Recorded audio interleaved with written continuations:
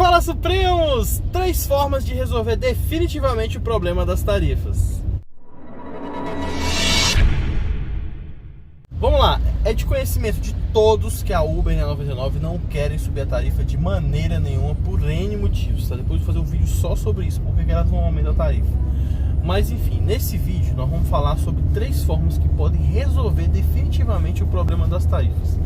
Como assim, Vinícius? Sendo que não vai aumentar a tarifa? Calma, entenda o vídeo assiste o vídeo até o final, que você vai entender o raciocínio e tenho certeza que você vai concordar comigo. E outra, se os aplicativos verem esse vídeo, cara, as coisas podem mudar, hein? As coisas podem mudar para melhor. Mas vamos lá. Vamos à primeira. É o seguinte, primeiramente tu precisa entender por que a tarifa não sobe, tá? A tarifa não sobe por N motivos, eles não querem subir, não querem perder passageiros, não querem perder para concorrência. Dá pra falar muito sobre isso, mas não vou entrar em detalhes não. Então, eles não querem subir a tarifa, mas é de conhecimento de todos que o motorista precisa ganhar mais. Então, o que eles estão fazendo? Eles estão dando promoções e tal. Isso é meio que uma dipirona para uma enxaqueca, entendeu? Você resolve ali a causa, combate a dor um pouquinho, mas não resolve o problema. Você não ataca a causa do problema. Então, isso não é legal, não resolve. E não tem almoço grátis também, né? Até quando eles vão estar tirando do bolso para poder sustentar isso aí? Então, eu acho que não é uma solução viável. Agora, essas ideias sim são viáveis. Então, vamos lá, vamos para a primeira ideia. A primeira ideia eu devo ao Cláudio Sena. Eu vi um vídeo dele, cara, que ele falou sobre isso e realmente resolveria, ajudaria pra caramba o motorista, ganharia mais sem aumentar a tarifa, tá? A ideia dele é o seguinte: todo o sistema de transporte, seja ele ônibus, avião, qualquer um, a passagem é cobrada por cabeça e não, né, é por cabeça. E no Uber não é assim. Você pede um Uber, pode ir 1, 2, 3 ou 4 pessoas, isso antes da pandemia, né? Podia ser 4 pessoas. E tanto faz, você pagava o mesmo valor. Então, você criar um adicional por passageiro, entendeu? Que ia ficar bom para o cliente e bom para o motorista. O motorista ia receber um pouco mais. Então, vou dar um exemplo. O camarada ali vai fazer uma corrida de R$20. Ok, um passageiro. Se tiver 2 passageiros, poderia cobrar talvez R$25, 23. 3 passageiros, cobrava 28, 29, por exemplo. Então assim, aumentava ali 3, 4 reais por passageiro. A gente sabe que quanto mais pessoas tem dentro do carro, mais pesado ele fica. E quanto mais pesado, mais combustível o carro gasta. E o combustível está um absurdo de caro, muito caro mesmo. Então se você cria algo dessa magnitude, você conseguiria amortecer o impacto, entendeu? E tirar o mais importante, o passageiro pagar mais por isso, porque ele está tendo um benefício maior de levar mais pessoas. Então isso ajudaria o motorista, o passageiro concordaria, porque afinal de contas é melhor do que pedir 2, 3, 4 Ubers separadamente, né? Então isso com certeza ficaria bacana, o motorista ajustar ali, igual funciona no 99 Compartilha. O motorista vai lá e muda o número de passageiros que está embarcando, o valor da tarifa, o valor do adicional aumenta ou diminui, né, de acordo com o número de passageiros. Então seria mais ou menos dessa forma a primeira ideia. Ajudaria o motorista sem prejudicar o passageiro e não subiria a tarifa. Essa é a primeira ideia. Vamos à segunda ideia. A segunda ideia é o seguinte: os motoristas estão cancelando muita viagem, estão, cancelando e rejeitando muito. Isso deixa o passageiro pé da vida por causa disso. Então isso definitivamente é um problema. E essas 2 ideias têm a ver com isso. Ia evitar drasticamente o cancelamento dos motoristas. Iam fazer eles aumentar mais a aceitação de determinados tipos de viagem. Vamos lá. A primeira ideia é criar um adicional de longa distância. Aqui em Brasília já existe, só que ele é pago a partir do KM de número 35. Então pouquíssimas viagens recebem esse adicional. A ideia era pagar esse adicional com viagens menores, de 20 km ou mais. E outra, não só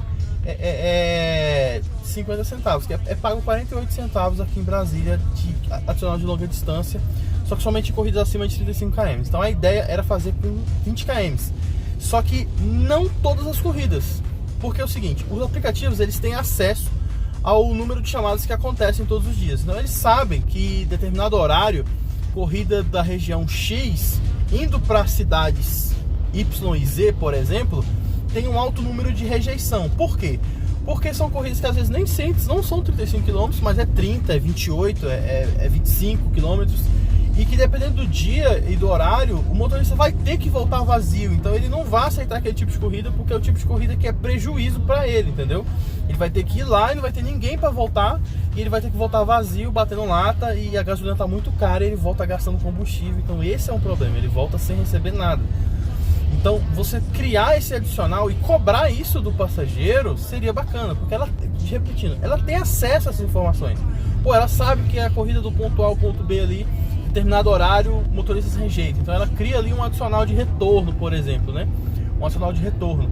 E aparece isso na tela de chamada do motorista. Ó, essa corrida vai incluir, tipo, sei lá, R$15, R$10, enfim, de adicional de retorno. Então isso aumentaria a probabilidade do motorista aceitar aquela viagem. E detalhe, tem que cobrar do passageiro. Aparece lá para ele, olha, nesse horário cobramos o adicional de retorno para o motorista, etc e tal. Cobra do passageiro ali, R$10, R$8, entendeu? Cobra dele, ele vai pagar, cara, porque ele quer ir embora. Eu trabalho muito à noite e eu vejo muito isso acontecer. Passageiro, olha, não cancela não, pelo amor de Deus, 7 já cancelaram a minha corrida. Eu te dou uma gorjeta, postei no Instagram isso. O cara me deu R$15 de gorjeta pra eu ir buscar ele, pô, porque um monte já tinha cancelado. E ninguém queria ir pra lá, e era uma corrida relativamente boa. O negócio é que tem que bater uma lata violenta, né? Porque não tem volta no horário. E aí o cara me deu R$15 de gorjeta pra eu poder voltar. Então assim, o passageiro concorda, cara, em pagar, porque ele quer ir embora, E aí que tá, não precisa o aplicativo pagar isso em todos os horários. Ele paga em alguns horários que ele sabe que aquele tipo de corrida ele é rejeitado. Então todos os aplicativos têm acesso a essa informação. E através dela eles podem criar algo muito útil nesse sentido, beleza? A outra ideia é a seguinte: um adicional de engarrafamento. Se liga que tem a quarta ideia, hein? Tem a quarta ideia, tu vai passar da quarta ideia cabulosa, mas vamos na terceira. Mesmo tu falou que era só 3, sim, mas tem um bônus. Se você assistiu até aqui, vai ter a quarta. Vamos lá. A terceira ideia é um adicional de engarrafamento. Como assim, Vinícius, adicional de engarrafamento? Sim, os aplicativos têm noção da durabilidade da corrida. Então se a corrida vai durar do ponto A ao ponto B, normalmente, num dia comum, essa corrida duraria, sei lá, vou dar um exemplo, tá? Vou dar um exemplo esdrúxulo aqui. 10 km ela duraria 15 minutos para executar, por exemplo. Beleza, isso num dia normal, sem trânsito. Se de repente aquela corrida está demorando 30 minutos, 40 minutos, 35 minutos, significa que tem trânsito naquela região. E o sistema de GPS, ele consegue identificar esse trânsito. Ele é inteligente o suficiente para identificar esse trânsito.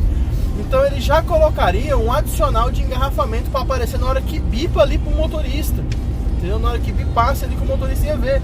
Porque o que acontece muito, a corrida que vai pro trânsito, o motorista não pega, velho. Só motorista novato, então o motorista mesmo que não sabe trabalhar. Pra você pegar uma corrida pra te jogar dentro do trânsito, pra você ficar preso no trânsito. Mano, ninguém vai fazer isso, velho. Ninguém é desinteligente o suficiente pra poder fazer isso. Minto, pessoas fazem, mas enfim.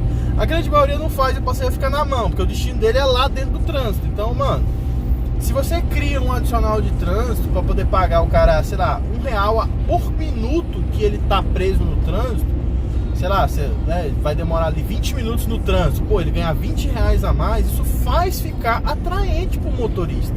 Então ele não vai ganhar só R$15, ele vai ganhar tipo R$35, entendeu? Por causa do trânsito. E isso já torna uma coisa meio atraente pro motorista, já aumenta a probabilidade dele aceitar aquela chamada e o passageiro não ficar na mão. E outra, eu sou super a favor, tem que cobrar do passageiro. Olha, essa viagem vai para uma região que tem trânsito, então vamos cobrar um adicional de trânsito e tal. Enfim, tem que informar o passageiro e tem que cobrar dele. Esse é o certo, mano. Esse é o certo. Ele vai, porque ninguém tá aceitando a viagem dele, porque a viagem dele não presta. Então, ou ele paga mais ou ele fica a pé. Essa é a pegada, é assim que funciona, entendeu? É assim que tem que funcionar. Eu acho errado os aplicativos ficar bancando do bolso pro passageiro andar. É errado isso, mano. Eu acho que não tinha que acontecer isso. Mas enfim, deixa pra lá. Isso é cada um com o seu. Mas vamos à última ideia, você que acompanhou até o final do vídeo. A última ideia seria a principal, cara.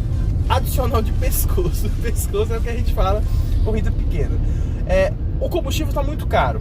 E o que mais gasta combustível num veículo é você tirar o carro da inércia.